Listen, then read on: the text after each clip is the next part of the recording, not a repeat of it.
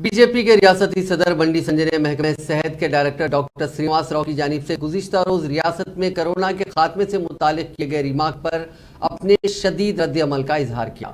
واضح رہے کہ ڈاکٹر سرینواس راؤ نے چاشمبے کے روز کوتاگوڈم میں منعقدہ کرسمس تقریب میں شرکت کرتے ہوئے کہا تھا کہ عیسیٰ مسیح کی مہربانی سے ملک میں کرونا کے معاملات میں کمی آئی اور عیسیٰ مسیح کی وجہ سے ہی یہ ملک ترقی کر رہا ہے۔ ان کے اس ریمارک کے بعد فرقہ پرست تنظیمیں وی ایچ پی اور بجرنگ دل نے ڈاکٹر سرینواس راؤ کے خلاف سڑکوں پر مظاہرے کیے اور آج بی جے پی کے ریاستی صدر بنڈی سنجے نے بھی ڈائریکٹر میڈیکل اینڈ ہیلتھ کو شدید تنقید کا نشانہ بنایا۔ انہوں نے کہا کہ ڈاکٹر سرینواس راؤ ایک بڑے بدعنوان عہدیدار ہے۔ انہوں نے عوام کو جس مذہب کا خدا بچاتا ہے، سرینواس راؤ کو اسی مذہب کی پوجا کرنے والے ملک میں چلے جانا چاہیے، انہیں یہاں رہنے کا کوئی حق نہیں ہے۔ انہوں نے کہا کہ ڈاکٹر سرینواس راؤ سرکاری دواخانوں میں مناسب طبی سہولیات فراہم کرنے میں ناکام ثابت ہو رہے ہیں۔ وہ برسر اقتدار جماعت سے آئندہ انتخابات میں ٹکٹ حاصل کرنے کے خواہاں ہیں، اسی لیے پارٹی ٹکٹ کو حاصل کرنے کے لیے مذہبی تفرقہ پیدا کرنے کی کوشش کر رہے ہیں۔ بنڈی سنجے نے کہا کہ وہ سرینواس راؤ کی بدعنوانیوں کو ثابت کریں گے۔ اسی دوران بنڈی سنجے نے ویملا واڑہ میں